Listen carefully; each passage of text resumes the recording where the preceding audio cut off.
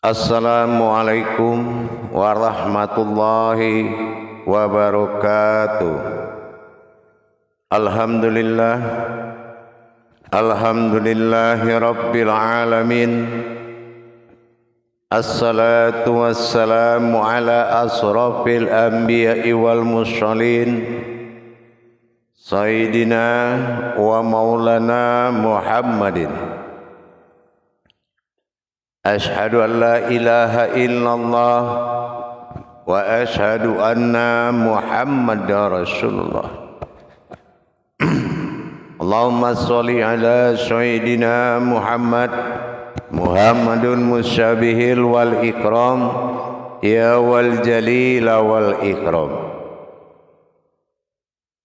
wa tahirin wal mujahidina, amma ba'du. Ibadallah, bersyukur kita kepada Allah dengan mengucapkan alhamdulillahi rabbil alamin atas segala limpahan karunia, rahmah dan hidayahnya, serta dengan izinnya juga kita dapat menjalankan amanahnya, beramal dan beribadah zahir batin dunia dan akhirat. Wa tahirin wal mujahidina, amma ba'du. Ibadallah, alhamdulillah bertemu lagi dengan saya, Guru Mursyid Syekh Nur Muhammad Buya Irwan Maulana Al-Khalidi, Sumatera Barat. Tentunya dalam makom majelis zikir Ma'rifatullah dalam naungan Yayasan Islam Hidayatul Mubarakah Jakarta, dalam tayangan YouTube Buya Pasaman Timur yang insya Allah selalu berbagi wawasan dan ilmu pengetahuan demi meningkatkan iman dan takwa kita kepada Allah Subhanahu wa ta'ala.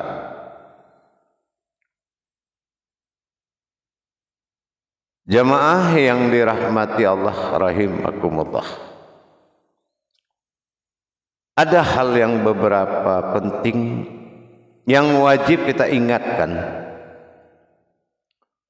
yaitu sebuah derajat yang sangat diharapkan oleh Allah membawa dan membimbing umat agar bisa ma'rifatnya tersambung kepada Allah, kodratnya tersambung kepada Allah, sifatnya tersambung kepada Allah, dirinya tersambung kepada Allah, yaitu rukun dan syarat umat Muhammad adalah seorang imam. Tapi dalam hal ini, dalam pertemuan ini, kita akan mengingatkan kembali rahasia hakikat dari imam sebuah makom yang bernama sholat.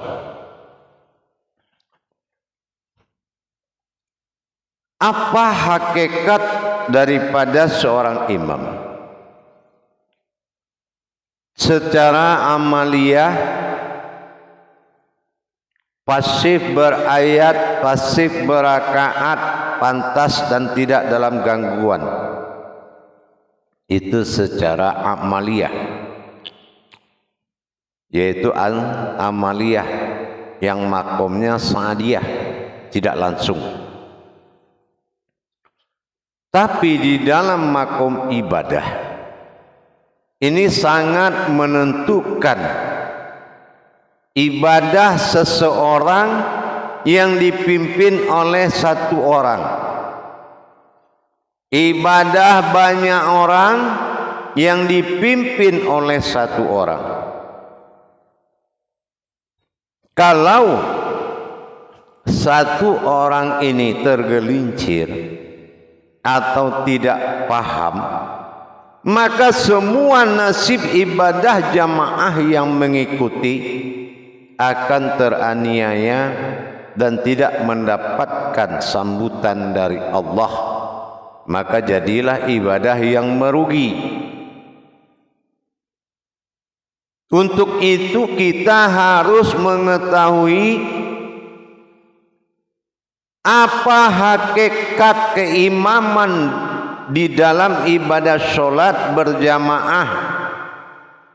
Apa hakikat keimaman sebuah sholat berjamaah? Jangan kita mentang-mentang kenal dia satu orang itu. Jangan mentang-mentang dia disegani karena dia berpengaruh. Jangan mentang-mentang dia tua usia. Jangan juga mentang-mentang masih anak-anak. Tapi syarat kebenaran seorang imam dan jamaah di dalam sholat beribadah berjamaah di dalam masjid terutama harus memenuhi rukun dan syarat. Kalau tidak, bagaimana bisa kita tahu selain dari rakaat dan ayat yang dipimpin oleh seorang imam, dan bisa-bisa tidak lagi kita tahu siapa yang memimpin sholat kita dan kemana kita dibawa, di mana posisi jamaah dalam imam, di mana posisi imam dalam pandangan jamaah di mata Allah. Semakin kita berbuat baik, semakin kemurkaan itu akan datang. Kenapa?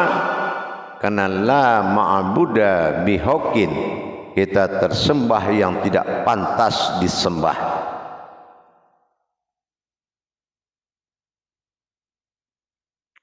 Jadi kalau kita memaham apa kaitan batiniah, ruhaniyah dan ibadah antara jamaah dengan seorang imam, kalau kita belum paham, sesegera mungkin belajar dengan baik. Jangan dijadikan jalan benar itu rusak, jalan suci itu berhadas. Apalagi kita merasa di depan, orang merasa di belakang, kita merasa pelancar baca ayat, orang diam, kita suara kita yang paling unggul, itu sudah sifat syaitan. Sifat syaitan. Jadi bagaimana imam yang benar, jamaah yang benar? Kita pedomani kepada surat Taha ayat 14. Pernyataan-pernyataan ketuhanan yang wajib dilaksanakan dalam ibadah. A'udzubillahi minasyaitonirrajim. Bismillahirrahmanirrahim. Kita lihat. Innani Allah. Pastikan Tuhan. Pastikan Tuhanmu dengan seyakin-yakin. Yang kedua, fa'buduni. Mana batin yang menyembah Allah? Fa'budu, bukan ma'budun, tapi fa'buduni. La ilaha illallah. Bagaimana kamu mewujudkan segala mawujud Allah? Dirimu terhimpun kepada wujudnya Allah. Iqimis shalah. Bagaimana cara mendirikan? Li zikri. Bagaimana cara mengingatnya? Jangan yang diingat itu rukun. Rakaat jangan lupa. Takut lupa rakaat, ingat ayat rakaat. Takut lupa ayat, ingat ayat. Akhirnya lupa Tuhan. Kita ingat kewajiban ruhaniyah ibadah di dalam sholat berjamaah yang dilakukan oleh imam dengan yang dilakukan oleh jamaah itu adalah satu makom dalam perintah yang berbeda.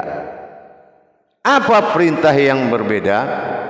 Seorang imam di dalam mendirikan sholat, dia harus iqamatis sholah, mendirikan sholat. Inilah hayya 'ala sholah, itulah imam, dia mendirikan sholat. Kalau sudah tahu mana sholat yang didirikan, barulah jamaah melakukan ifa'alus sholah atau dikatakan hayya 'alal falah, yaitu mengerjakan. Kalau belum disiapkan, didirikan oleh imam, apa yang dikerjakan oleh jamaah? Dan ditanya lagi, apakah jamaah itu tahu apa yang dia kerjakan? Dan jangan tanya lagi imamnya, apakah imamnya tahu apa yang dia dirikan? Dia buka pintu Baitullah, dia dirikan hakikat diri, hakikat Tuhan. Tajali ketuhanan yang berbondong-bondong jamaah memasuki gerbang tauhid tersebut. Apakah kita sudah paham? Apakah seorang imam sudah mengerti? Dan apakah saat mendengarkan ayat, jamaah itu sudah tahu apa yang dia saksikan? Sudahkah dia bisa mengimani ayat suci? Ayat suci itu tidak tersentuh oleh tubuh. Dari mana datangnya ayat, siapa yang menggerakkan ayat, dan siapa yang menyuarakan ayat. Ini solat sahadah langsung ini. Solat fardu itu sahadah langsung tanpa perantara. Dikala imam membaca, kemana jamaah memandang? Karena ini fardu ain, wajib menyaksikan. Apa kita sudah tahu? Begitu juga dengan imamnya. Apakah imamnya sudah melihat kedatangan ayat, siapa yang menggerak dan siapa yang menyampaikan? Ini tauhid ilahiyah, marhalah muqarabah, solat, jangan dimain-mainkan. Demi dapat nama, mantu nama seorang imam, tapi kita tidak diakui oleh Allah. Dan akhirnya mengharap pahala dosa yang dapat mendirikan masjid jadinya gereja. Kenapa kan? Dikarenakan imam gagal menghubungkan tauhid jamaahnya kepada Allah. Imam gagal menghubungkan tauhid ma'rifat jamaahnya menuju Allah Tuhan.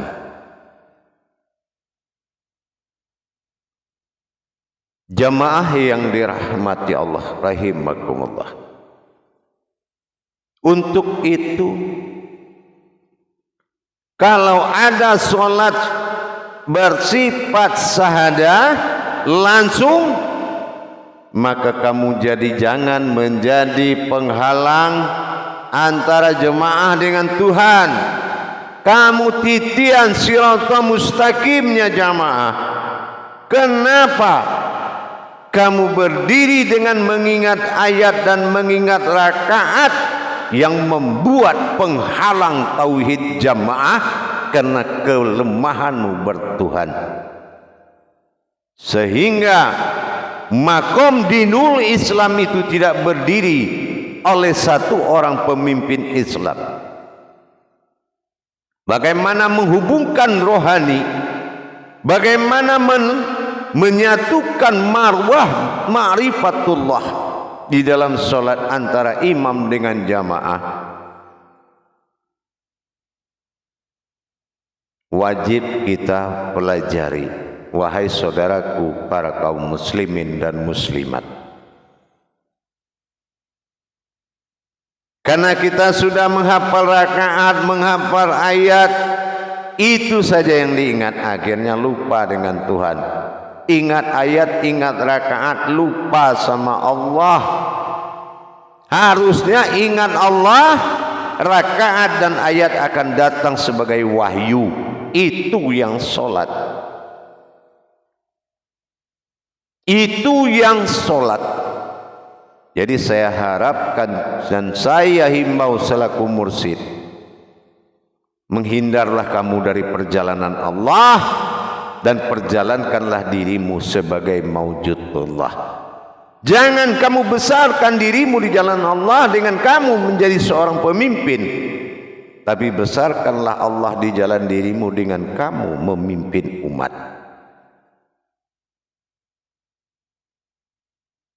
Jamaah yang dirahmati Allah rahimakumullah. Jadi kalau kita sudah melaksanakan hubungan sahadah kepada Allah, maka ingat, yang kita bawa haruslah diri yang tidak bersekutu dengan Allah. Bisakah seorang imam menjadikan diri yang banyak berjamaah tapi hadir tanpa diri yang bersekutu? Bagaimana menghadirkannya? Bagaimana menyatukan dan menghubungkan tauhid diri kepada Allah, dan bagaimana mendirikan solat sehingga jamaah bisa mengerjakan? Mana solat yang didirikan? Apanya yang didirikan? Kalau memang solat itu tiang agama, kita wajib mendirikan tiang. Tiang maksud dari sini adalah keputusan, kekuatan. Kalau tiangnya lemah, dia akan patah, semua ibadah patah. Apalagi tiang ini adalah tiang yang tidak kuat. Di dalam masjid berjamaah, tiangnya adalah imam. Kalau imam sudah menjadi tiang solat, berarti dia sudah bisa mendirikan solat, maka jemaah akan tahu apa yang dia kerjakan. Kalau kita tanya imam, dia tidak tahu yang dikerjakan. Kita tanya jemaah, dia juga tidak tahu apa yang dia kerjakan. Imam mendirikan hayya 'alas shalah dan jamaah mengerjakan hayya 'alal falah. Itulah ikamatis shalah. Bagaimana mendirikan solat oleh seorang imam sehingga ifa'alus shalah, jamaah mengerjakan apa yang telah didirikan oleh seorang imam. Insyaallah, mudah-mudahan mari kita tingkatkan selalu kualitas dan kuantitas diri demi meningkatnya derajat ibadah kita. Simak baik-baik dan amalkan baik-baik. Apakah kita sudah layak dan pantas sebagai pendahulu dan pemimpin tauhid agama, tauhid din lebih tentunya? Maka introspeksi diri. Begitu juga kepada jemaah, jangan asal kenal, asal terbiasa dengan bapak A, bapak B, bapak C. Akhirnya ibadahmu nyungsap, alimmu tenggelam, hewani berkeliaran. Ingat, angkatlah pemimpinmu yang abdol, yang mabrur doa, mustajab ilmunya, abdol jasadnya. Tahu dia mimbar itu wahyu. Kalau dalam wahyu, siapa yang berdiri di depan itu? Makanya di dalam yang maju 1 meter itu dinamakan mihrab. Mihrab itu adalah wahyu, tempat bermi'raj.